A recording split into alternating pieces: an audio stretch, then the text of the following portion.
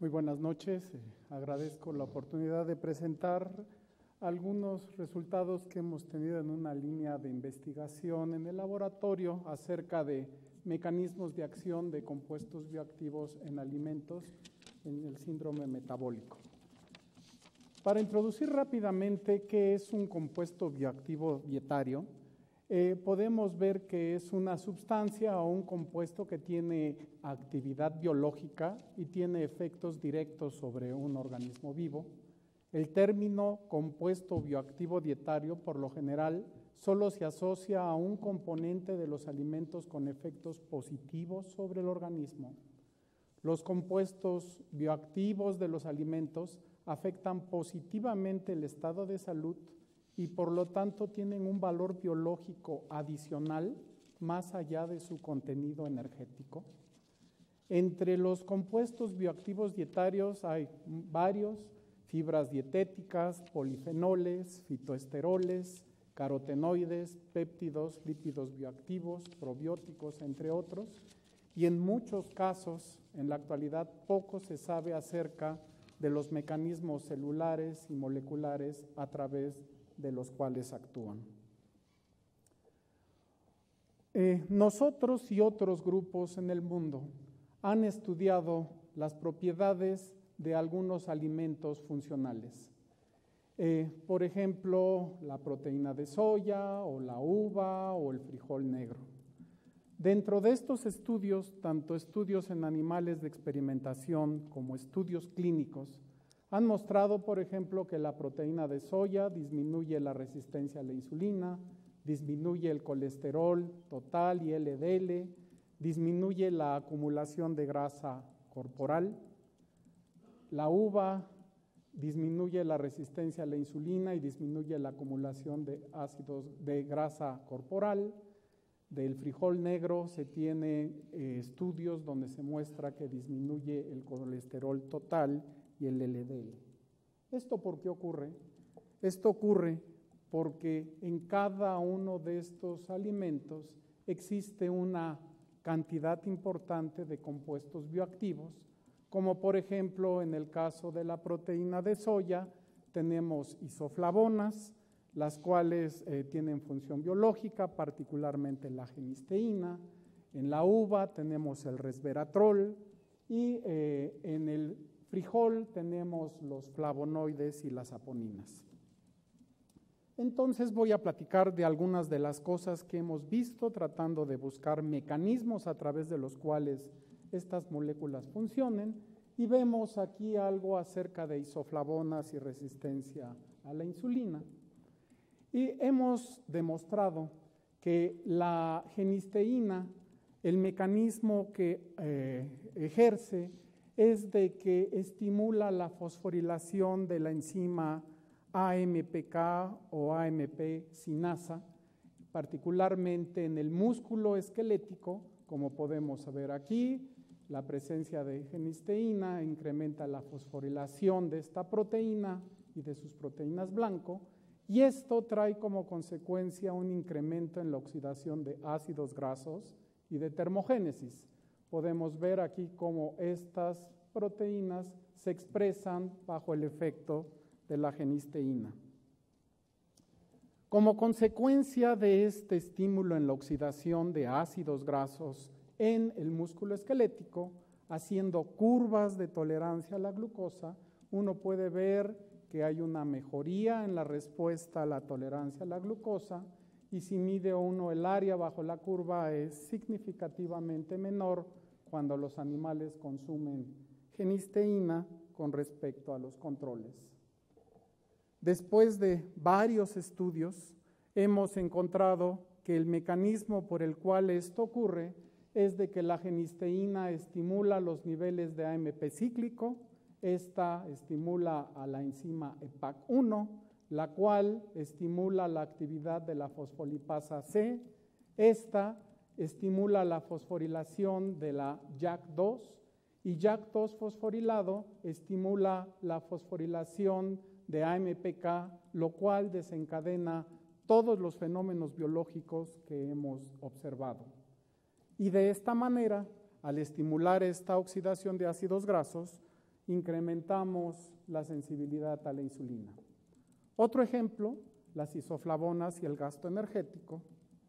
Podemos ver que estudios en el laboratorio de Bruce Spiegelman en Harvard mostraron que utilizando una línea celular de células de músculo esquelético que sobreexpresan la proteína PGC1, si toman el sobrenadante de estos cultivos y lo ponen en cultivos de células preadipocitos de tejido adiposo, esto estimula la diferenciación de estos preadipocitos, pero lo interesante es de que esta diferenciación no produce ni un aumento de grasa blanca, ni un aumento de la grasa café o grasa parda, sino que produce la aparición de un nuevo tejido adiposo conocido como grasa beige.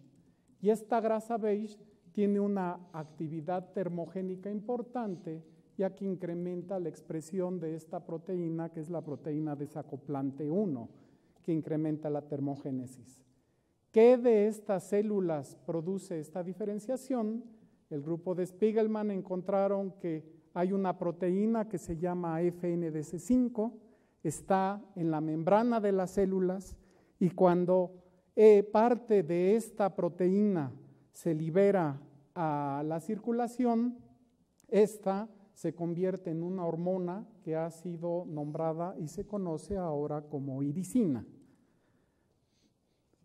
Cuando nosotros hacemos estudios en animales alimentados con proteína de soya contra caseína, esta proteína de soya tiene isoflavonas, hemos visto que estos animales, a pesar de consumir dietas altas en grasa, ganan menos peso y esta disminución de peso está asociada con una disminución en el contenido de grasa en el organismo de estos animales.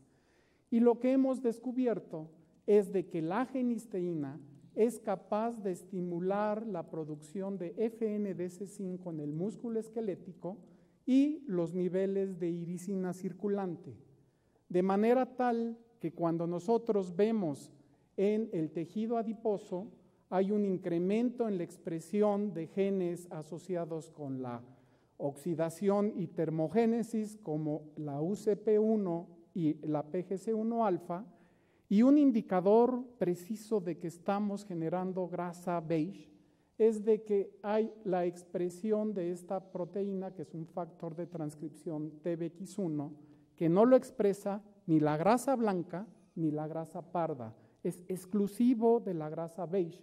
Y ustedes pueden ver que hay un aumento en la expresión de este factor de transcripción y si vemos los adipocitos, aquellos que consumieron genisteína, son más pequeños y tienen una inmunotensión positiva para este factor de transcripción. El resultado es de que el gasto calórico de estos animales incrementa y la producción de calor también de estos animales incrementa. Otro ejemplo, el resveratrol. Tienes 10 minutos, hermano. El resveratrol y el gasto calórico, podemos ver también que el resveratrol estimula la producción de FNDC5 en el músculo, la de irisina, y esto hace igual que la genisteína, estimular que el tejido adiposo se vuelva termogénico, hay mayor producción de TBX1 y los adipocitos también se vuelven inmunopositivos a este factor de transcripción. Podemos ver en estos animales que hay un incremento en el gasto calórico, podemos ver que hay un incremento en el calor y hay una mejoría en la curva de tolerancia a la glucosa. De manera tal que hacen este proceso de diferenciación que se conoce como Browning, en donde el tejido adiposo normalmente lo que hace es acumular grasa y si acumulamos grasa ganamos peso y esto desarrolla obesidad y resistencia a la insulina. Sin embargo, en la presencia de estos polifenoles se estimula la producción de esta proteína FNDC5 irisina, lo que hace que se convierta este tejido adiposo blanco en beige incrementa su capacidad termogénica, lo que disminuye la obesidad y la resistencia a la insulina. Finalmente, un dato, hemos estudiado también el efecto de los flavonoides y saponinas del frijol del negro en su cascarilla sobre el metabolismo de lípidos. Hemos visto que extractos de cascarilla de este frijol negro disminuyen la lipogénesis y regulan a los transportadores reversos de colesterol. Y algo que es muy interesante es de que si se les da dietas elevadas en colesterol, aquellos animales que se alimentan con estos extractos, el hígado de estos animales controles está lleno de vesículas de grasa, mientras que con estos extractos se disminuye, y si usamos un control como la simvastatina, vemos que esto es muy semejante. De manera tal que, para concluir, vemos que las saponinas y estos flavonoides disminuyen la lipogénesis e incrementan la excreción de ácidos biliares y de colesterol fecal. Solamente quiero agradecer a las personas que han contribuido a estos trabajos. Muchas gracias.